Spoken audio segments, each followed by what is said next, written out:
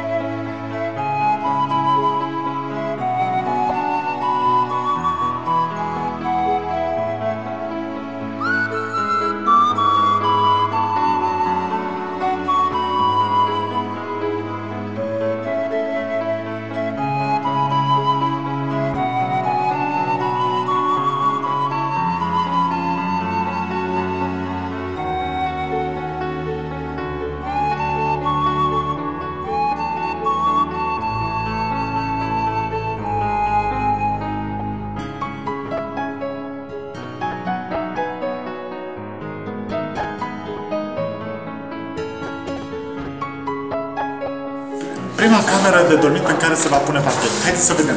Parchet oferit de Cromașoara. Avem doi voluntari. Nicolae și Iulia. Ei vor pune parchet alături cu mine. Haideți să vedem cum se montează o ușă.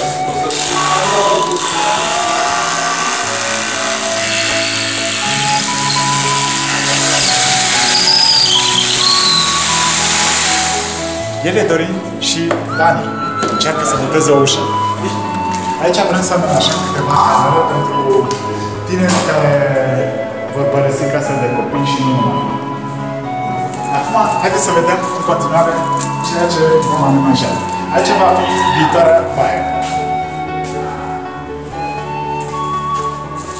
În partea aceasta vom amenaja un centru internațional de voluntariat pentru grupuri de voluntari care vor să îmbine turismul și cu voluntariatul.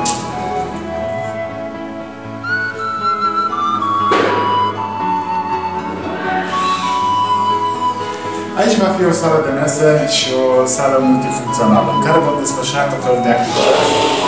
Trecere direct către bucătărie, în care vom învăța de viață independentă de a găti. Aici se vor monta o aparatură de înaltă casă, în care împreună cu specialist va găti pentru acest centru. Aici vom amenaja un depozit pentru tot felul de ajutoare umanitare, alimente, îmbrăcăminte și nu numai.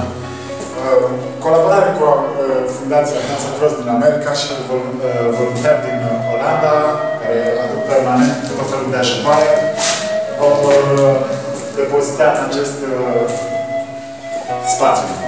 Vom construi tot felul de rafturi pe care vom depozita tot felul de materiale și alimente. Intrarea centrului. După cum vedeți, vom încerca să facem o mare schimbare. Aici vom pune partenerii, sponsorii care s-au implicat și se implică în acest proiect, iar pe partea aceasta vom face un afișaj cu poze, cum a fost și cum va fi acest centru. Aici, împreună cu tinerii, am realizat câțiva pereți în care am compartimentat pentru a crea dușuri.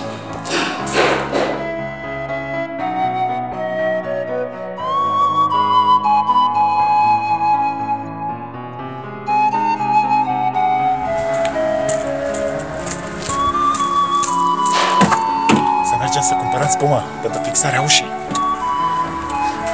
Am cumpărat spumă, hai să montăm ușa!